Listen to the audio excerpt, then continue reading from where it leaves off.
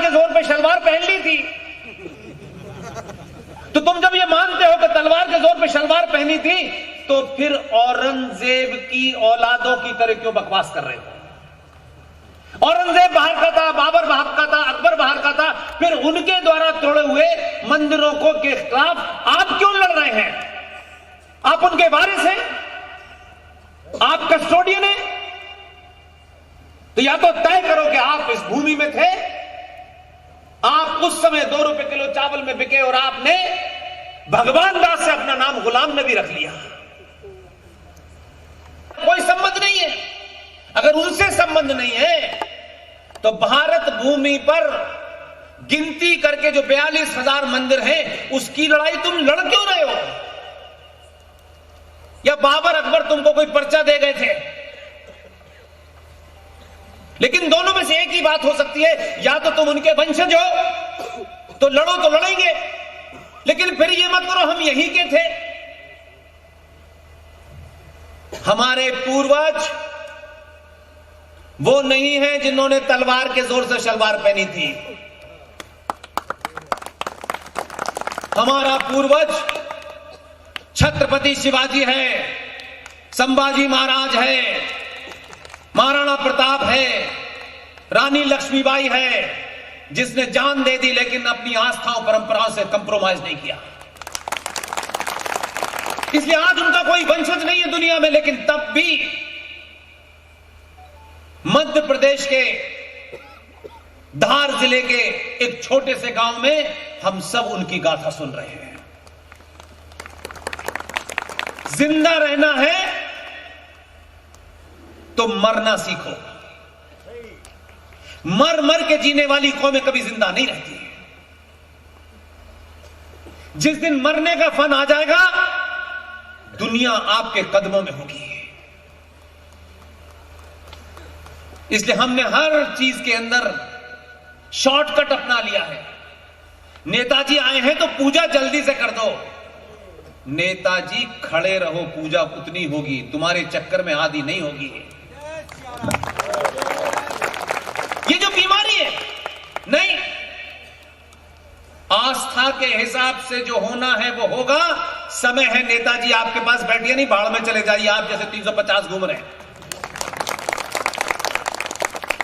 हम सत्ता और ताकतवर के साथ में कंप्रोमाइज क्यों करते हैं? हमारे इतिहास में कब ऐसा हुआ कि ये बड़े आदमी हैं, इनके लिए कंप्रोमाइज नहीं करना भाई। जो विधि विधान है वो होगा। आपको समय है तो रहिए, नहीं चले जाइए। ऐसा नहीं कि आपने इस गांव में आकर के क्या आप जल्दी में, आप जल्दी में है, मेरी आस्थाएं जल्दी में नहीं है। जब तक मंत्रों का उच्चारण पूरा नहीं हो जाएगा, आगे कोई काम नहीं होगा। हमने अपने जितने भी पर्व हैं उन्हें भी शॉर्टकट कर दिया है। पूजा शॉर्टकट कर दी है, जल्दी कर दो। और पंडित जी को फुर्सत नहीं है, उन्होंने मंदिर खोला हुआ है और टेप रिकॉर्डर में कथा चल रही है। पंडित जी चले गए कहीं, बाजार घूम रहे हैं। शाम को आए, उन्होंने चढ़ावा उठाया, चले गए। ऐसे से आस्था नहीं बचने वाली है। मत बनिए ना आप, अगर मंदिर में पूजा नहीं करा सकते तो। अगर आपको अपनी इंद्रियों के ऊपर कंट्रोल नहीं है तो। ये वो विषय है जहां से समस्या शुरू होती है। इसलिए मैं आपके सामने 2-3 चीजें ऐसी रखना चाहता हूं ताकि कम से कम मेरे जाने के बाद इस गांव में 360 या 380 लोग मुझे बताएंगे। मुझे नहीं लगता कोई घर पे होगा आज। एक परिवार ने मुझे दोपहर में खाना खिलाया। ऐसे जैसे खाना खाते वक्त मैं सोच रहा था कि ऐसे खाना खाते हुए तो हमने कोई किताबों में देखा था, जिंदगी में तो पता नहीं चला कि ऐसे भी खाना खाते हैं। 300 साल पुराना उनका घर, और घर के अंदर की परंपराओं से लगता था कि वाकई ये 300 साल पुराना घर है। उसको बनाए रखने में क्या समझौते नहीं करने पड़े उन्हें? क्या वो इतने कमजोर लोगों के शहर में कार लेकर के एक बड़ा मकान नहीं बना सकते थे? लेकिन उन्होंने उसी घर को ठीक ठाक करके, उन आस्थाओं को जिंदा रखते हुए, उस सभ्यता को जिंदा रखते हुए मुझे आधुनिक खाना खिलाया। इसलिए मैं आपसे एक विनती करने आया, और ये इसलिए कह रहा हूं कि कोई मंच ऐसा नहीं है जिनमें इन मुद्दों को मैंने न उठाया। मैंने कभी किसी मंच से राजनीतिक दल की न बात की, न संगठन की बात की। मेरा प्रश्न आपसे सिर्फ इतना ही होता है, अखबार पढ़ते हैं, टेलीविजन पढ़ते हैं, फ्रांस में कौन सी फैशन आई है यह भी आपको पता है, यूक्रेन के युद्ध में क्या हो रहा है यह भी आपको पता है, लेकिन आपके अपने गांव में एक युद्ध चल रहा है जो आपको दिख नहीं रहा। उस युद्ध को मैं बताने आया हूं। हमारी संसद में हर साल लोग चुन के जाते हैं। हम पता नहीं किन बुनियादों पे चुनते हैं, अपने नेता से क्या उम्मीद करते हैं कि हमारी नजदीकी हमारा काम तो हो ही जाएगा। आपकी संसद में बैठे हुए लोगों ने भारत भूमि का सौदा कर दिया है। आपको इस बात के बारे में पता ना चले, और जो बता रहे हैं उनके बारे में लोग कहते हैं अरे ये तो समाज को भड़का रहे हैं। अगर इसे भड़काना कहते हैं तो जब तक जीवित हूं भारत के हर कोने में भड़काऊंगा।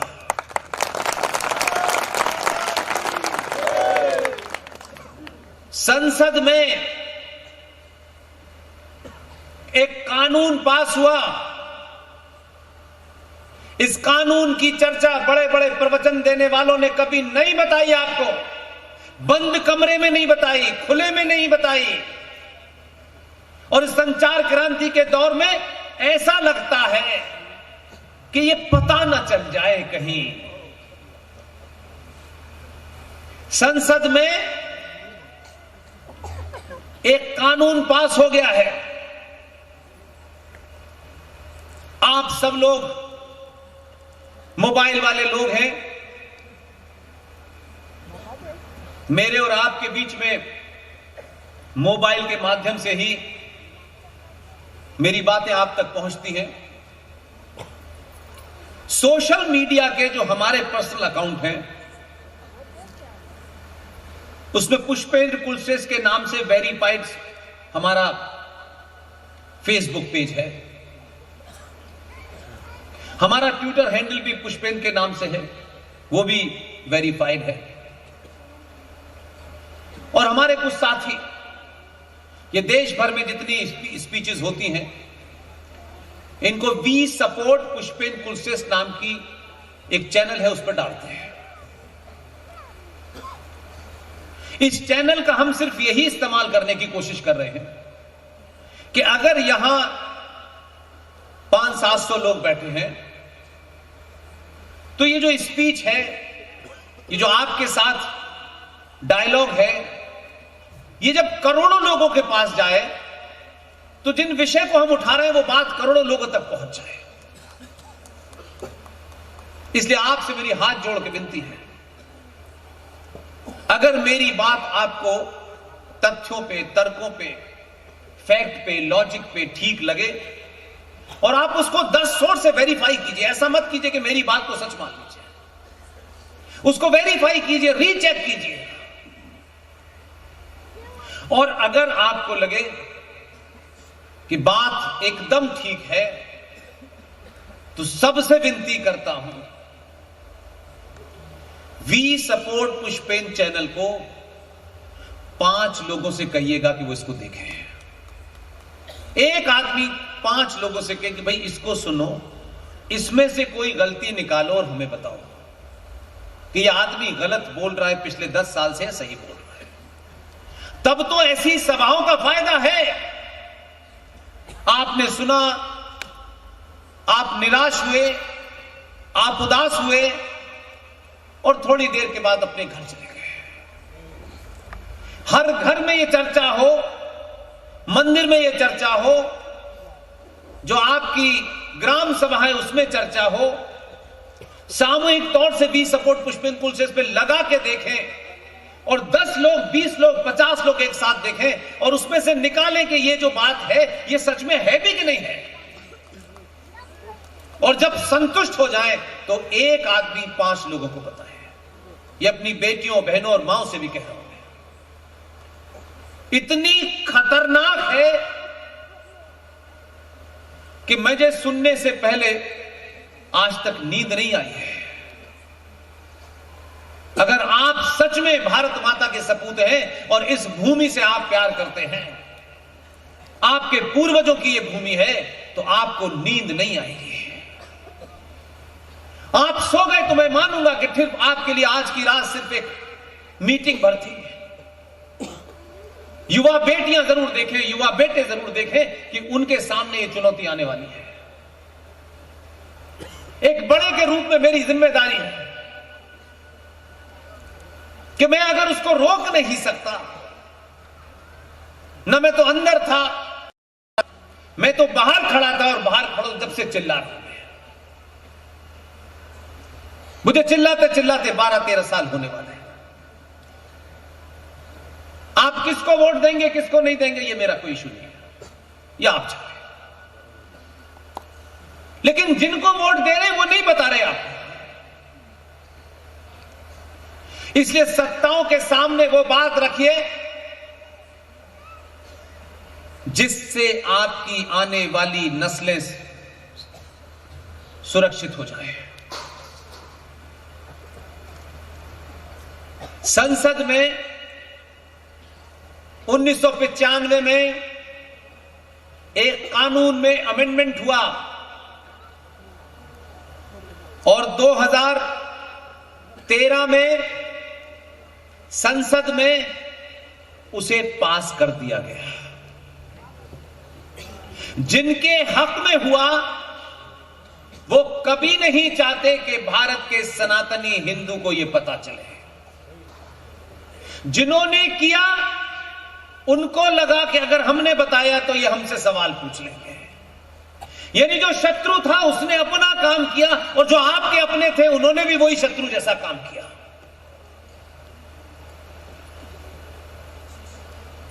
भारत की भूमि, इसके बारे में संसद में एक कानून रखा गया और आनन फानन में वो कानून बन करके सर चढ़ के पूरे देश में बोल रहा है, कोई सुनना नहीं चाहता। आपने कभी कभी किसी अखबार में इस 10-12 साल के बाद वो चर्चा में बीच बीच में आया होगा, 10 सेकंड की, 20 सेकंड की, 40 सेकंड की खबर टेलीविजन पे देखी होगी और आपने सोचा होगा यार ऐसा कानून है, हमें क्या फर्क पड़ता है, हमारे गांव में तो सब पट्टेदार समाज हमारा अपना है, हमारे खेत हैं, हमारा मकान है, हमारे पास ये है, यहां कौन कुछ कर लेगा। आपको पता ही नहीं है। संसद में 2013 में एक कानून रखा गया जिसे आप में से 90% लोग इसलिए नहीं समझ पाते हैं कि आपकी उर्दू बैकग्राउंड नहीं है। उस कानून का नाम है वक्फ प्रॉपर्टी कानून। वक्फ का मतलब यह होता है कि किसी के नाम वसीयत कर देना, किसी को दान दे देना। लेकिन वक्फ का मतलब यह होता है कि आपने अपनी जमीन अल्लाह के नाम कर दी है। उस वक्फ प्रॉपर्टी कानून के अंदर सबसे खतरनाक जो चीज है उसे आप सुन के ना आपको रोना आएगा ना हंसना आएगा, बल्कि लगेगा कि कौन लोग हैं भाई जो दिन रात देश में यहां भाषण, वहां भाषण, यहां भाषण। लेकिन ये बात बताना कोई क्यों नहीं चाहता आपको? आपके अपने हैं तब क्यों नहीं बताना चाहते हैं? क्या लालच राज से बड़ा है? 2013 में संसद में वक्फ प्रॉपर्टी कानून रखा गया। इसके तहत इस कानून के सेक्शन 40 ये कहता है कि जो पूरा गांव है जिसे जाटपुर कहते हैं, 300 साल पुराने मकान में जाने के बाद मेरे मन में यही सवाल था, लेकिन उस परिवार से उतने कम समय में यह बात नहीं कहना चाहता था। वो परिवार यहां बैठा है क्या? बैठा है? कहां? जो हाथ उठाए तो पता चले। अच्छा, अब मुझे लगा कि मैं घर में बहू बेटियां थी, मैं क्या उनको ये समझाऊंगा, तो मैंने कहा मन से कहूंगा तो ज्यादा लोग समझ पाएंगे। अगर मेरा बस चलता तो मैं कहता है काश ऐसा घर में मैं हमेशा रहता, लेकिन उसको जितनी देर तक मैं देखता रहा मेरे मन के अंदर एक ही सवाल था, ये इनका नहीं है। इन बेचारों को ये पता ही नहीं कि ये इनका नहीं है, लेकिन रह रहे, इसमें इनकी गलती नहीं। ये मैदान, ये मंदिर कुछ भी आपका नहीं है। ऐसा कानून पास हुआ है। आपको लगता होगा कि मन से मैं कैसी बात कर रहा हूं। 2013 में संसद के अंदर वक्फ प्रॉपर्टी कानून रखा गया। उस कानून का सेक्शन 40 ये कहता है कि जो मंदिर देख रहे हैं आप, ये मैदान है, ये स्कूल है, अगर कोई वक्फ बोर्ड के दो लोग, वक्फ बोर्ड एक प्राइवेट बॉडी है, एक प्राइवेट संस्था है, उस संस्था के दो लोग इंदौर में बैठ करके, भोपाल में बैठ करके, आसाम में बैठ करके ये कहें कि ये जो जाटपुर गांव है, इसका मंदिर, इसके मकान, इसका ये मैदान सब वक्फ बोर्ड का है। आप कभी सोचिएगा, मेरे शब्दों पे ध्यान दीजिएगा। उनको सिर्फ ये कहना है कि ये मंदिर, ये मकान, ये सारी जगह वक्फ बोर्ड की है। तो आप कह सकते हैं क्या शेख चिल्लियों वाली जैसी बात है कि कोई ऐसा भी कह सकता है? उनके ये कहने के बाद वो इस इलाके के एसएचओ को एक कागज लिख के देगा, वो प्राइवेट बॉडी का एक आदमी जिसका पजामा ऊंचा है, कुर्ता नीचे है, वो लिख के देगा कि सारे मकान, ये मंदिर, ये सब वक्फ बोर्ड की जमीन है। तो आपके मन में ये भाव पैदा होगा कि क्या पागलपने की बात कर रहे हो, हमारे पास ये रजिस्ट्री है, हमारे पुरखे रहते थे, हमारे दादा रहते थे, हम बिजली का बिल दे रहे हैं, हम पानी का बिल। ये एक सामान्य नागरिक यही कहेगा या कुछ और कहेंगे? आप क्या कहेंगे बताइए? आपके पास यही सब प्रूफ होंगे, और क्या कहेंगे? मालूम है क्या क्या कानून पास हुआ संसद में? ये किसी पार्टी के ऑफिस में नहीं हुआ, ये संसद में हुआ है। जब वो ये कहेगा तो इस इलाके का जो एसएचओ है,